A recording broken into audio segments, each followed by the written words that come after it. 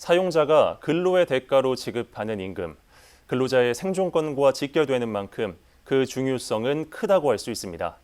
하지만 매년 27만 명의 근로자가 임금체불로 생계를 위협받고 있는데요.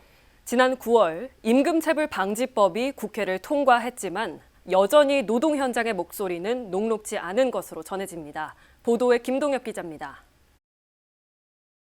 웹페이지 차트를 빼곡히 메운 업체들.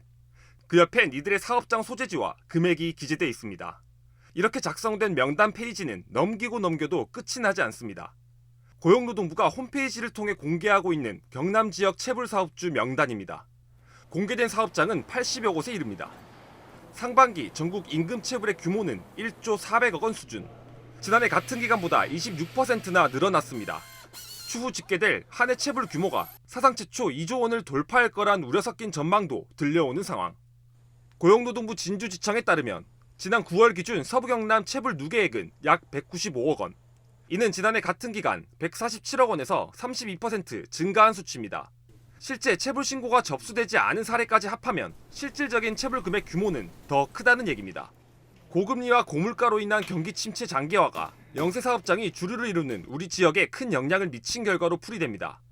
체불이 증가한 사유는 관내 제조업 등 일부 사업장에서 경영 악화가 발생하여 고액 집단 체불이 발생했기 때문인 것으로 분석하고 있습니다.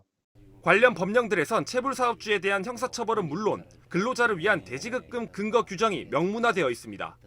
사용자가 임금을 지급을 하지 않을 경우에는 검찰에 고발 조치를 하게 됩니다.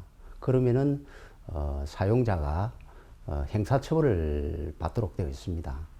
고용노동부 장관이 심사를 해서 먼저 대신 지급을 해주고 나중에 사용자로부터 그 임금 등을 변제받는.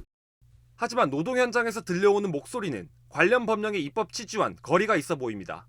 이미 미지급된 임금으로 고충을 겪는 근로자에게 체불의 입증 책임이 있어 그 어려움이 가중되고 있는 현실. 임금 체불을 입증하기 위한 절차가 있고 이미 체불된 임금이 있기 때문에 경제적으로 어려운 상황인데 이 과정을 거치는 동안에 제대로 일을 못 하시기 때문에 또 수입이 적고 그래서 이중고, 삼중고 고통을 겪게 되는 경우가 많습니다. 정부가 악의적인 상습 체불 사업주에 대한 구속수사 등 엄정 대응 방침을 밝힌 데 이어 고용노동부 임금 체불 사건 처리 절차 개선 계획을 내놓곤 있지만 근본적인 해결책이 되지 못한다는 비판의 목소리가 나오는 이유입니다.